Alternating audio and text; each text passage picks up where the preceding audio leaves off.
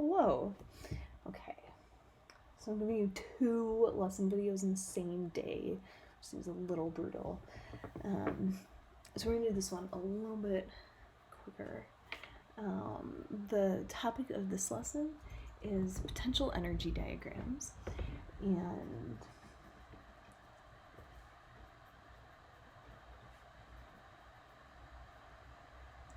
the reason that I'm doing this instead of skipping it is that they look kind of cool.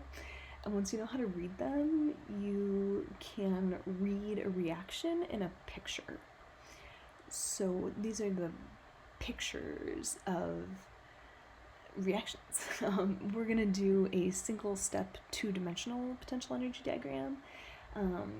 Real reactions, not this simple. They are usually multi-step and 3-dimensional, and often portrayed in color. So there's actually, it's kind of intriguing. Things always want to be low energy. Reactions are always going to fall to the low energy states. Unless you power them up with more energy, heat, motion, you get them hotter, you can kind of boost them up to the higher energy stages. So when you're doing real reactions, it's this constant question of how much do I heat this thing to get it over the energy hill to the product that I actually want? But what if I overheat it, then I'm going to make it climb over this other energy hill and make this other product that maybe I don't want. So figuring out the landscape of reaction, kind of fascinating. How do you push a reaction exactly where you want it to go, given what you know about its midpoint energy states, basically? So in our single step 2-dimensional potential energy diagrams, there are 2 ways that this can look. Okay, ready, set, go. Although I should teach you what the sides mean also. So the x-axis here is your reaction. It's called reaction coordinate, in case you're going into this stuff.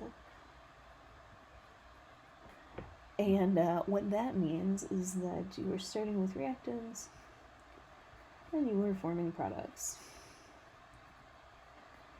You will note that this is not time. Time is a rate. You already know how to speed up reactions and therefore also how to slow them down. Time is not something that we're looking at here, because on our y, what we are looking at, we're looking at energy. So potential energy,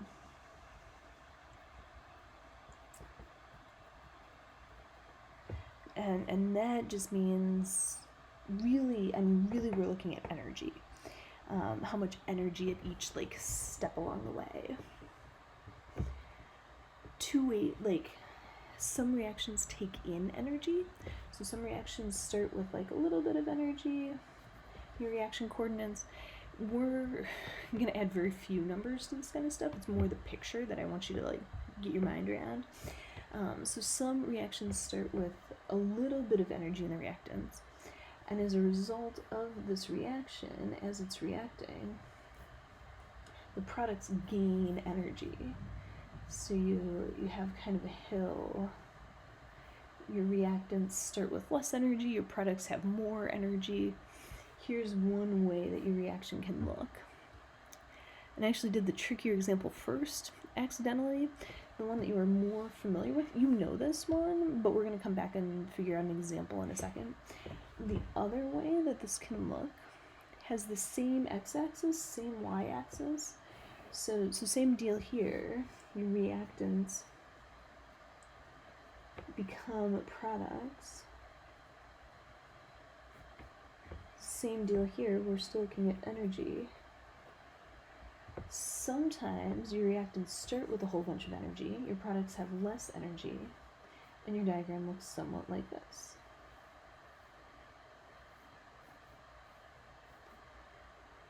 Okay, and that's a wrap. That wraps up pretty much everything, actually. We'll get you a little bit more concept stuff here. So examples of reactions where your reactants have a whole bunch of energy, your products have less energy.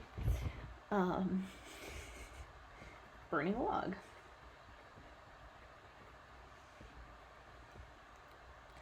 You start off your campfire, that the twigs and the logs and the stuff that you add to your campfire is all this like great juicy stored potential energy inside of it that can be released through the fire. Here's your fire. You start that thing on fire. Now it's burning, and yeah, so it's releasing all of its energy. That release of energy is what you see here. So you start with all of this great juicy energy. Through the process of reaction, all of that energy is released. Here's, in the fire example, here's your fire. And then the products are what's left over. So this is all the like ash and stuff left over afterwards. We can even go ahead and just label that whole thing. This is an example of something losing its stored energy. So the tree loses its energy when it burns and is left over with the charcoal ash stuff afterwards. Other examples here, you might have eaten cereal for breakfast. You burned energy from your cereal, so because you ate the cereal, so like you took in everything that it gave off, it gave you energy.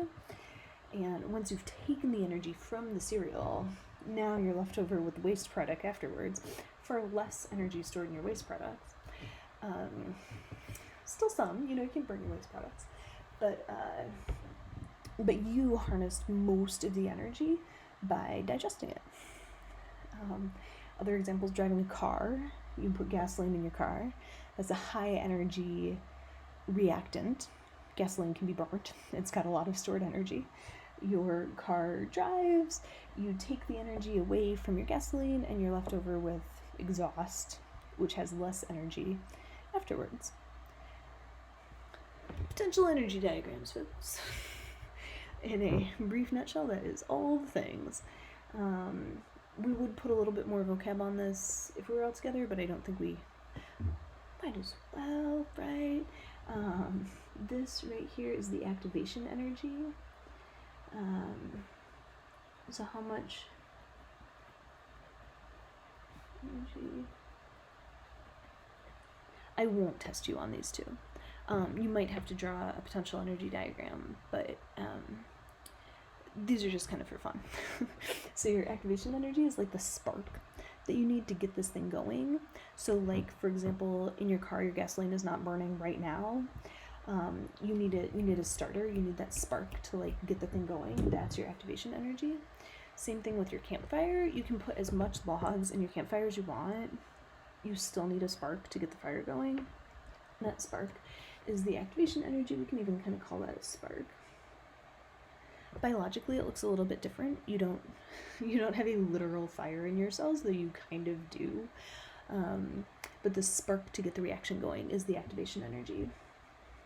And then right at the very top, we're going to call that an activated complex.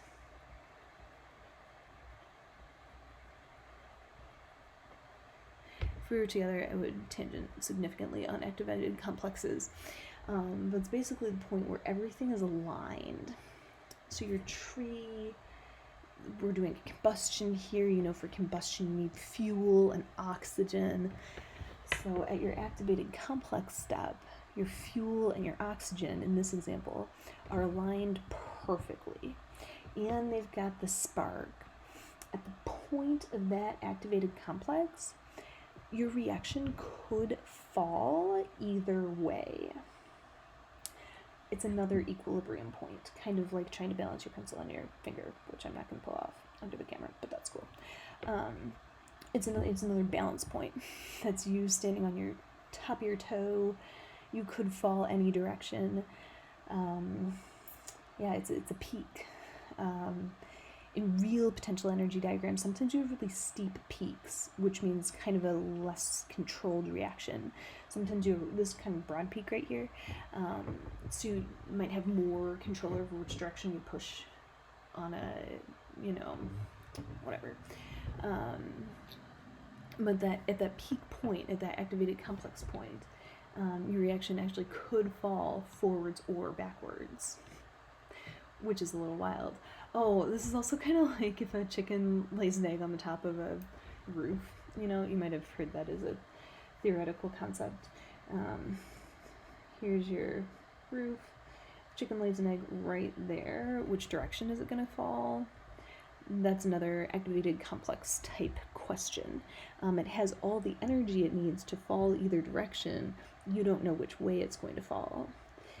Same thing with your reaction. From your activated complex, you could fall towards the products or towards the reactants.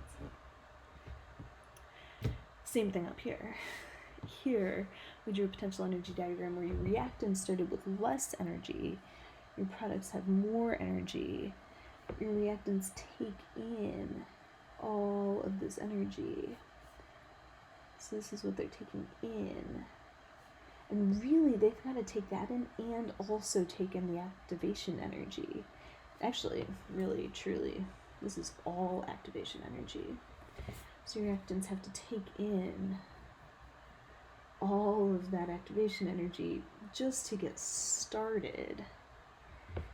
Then you've got your activated complex up here.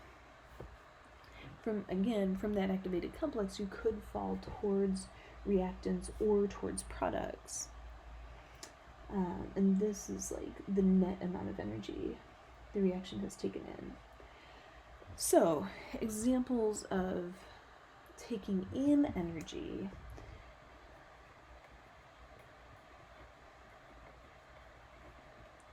There might be a word that you might recognize here. You're taking in energy. This is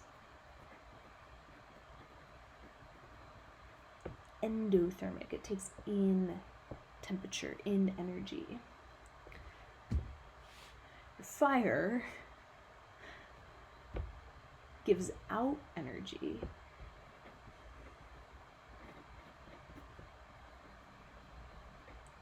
Things that give out energy are exothermic. Those are probably good words to know, endothermic and exothermic. So if it's giving out energy, for example, fire, burning things, anything that makes the surroundings hotter, so anything that's giving its energy to the surroundings, giving out energy, that's all exothermic. Things that take in energy, taking in, like reactants start with a little bit of energy, products have a lot more energy, this takes energy in. These are more things like photosynthesis.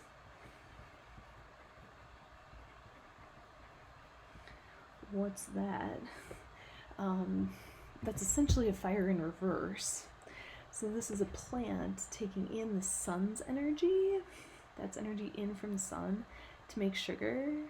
So plants do this amazing thing where they take carbon dioxide from the air, low energy, take in energy from the sun, almost digest that sunlight and get you stuff like sugar, gasoline, food, right? Like they're creating all of this high energy fuel, which then we tend to harness and eat or digest or whatever. So they're reverse processes of each other. Plants take in energy and make high energy food. We, animals and stuff, take in high energy food, burn it, digest it, take out that energy that the plants have put in, and use that energy to, we need food. Without food, we can't live. We can't get energy from the sun. So we need to be harnessing this energy from our food for ourselves. Another example here, those like instant ice packs. If you've had a sport or dance injury or something like that and somebody like cracks the ice pack and shakes it up and it gets really, really cold, that is taking in energy from its surroundings. That's an endothermic thing. So really what that ice pack is doing is it's taking away your heat, making you feel cold. it's starting from a low energy state, and when you crack it and shake it, you're doing the reaction. You give it all of the activation energy it needs, it gets itself going. Now it's taking in energy, so you are giving it energy, your own energy, to create its like higher energy product. And in the meantime, it feels cold, and that's how you get an ice pack. Cool. What do I want you to do here?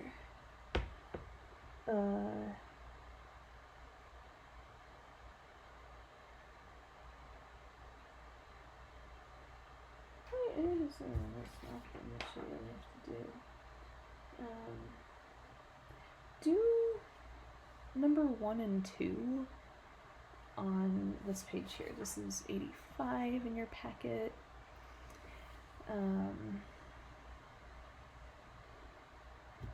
Yeah, just do number 1 and 2.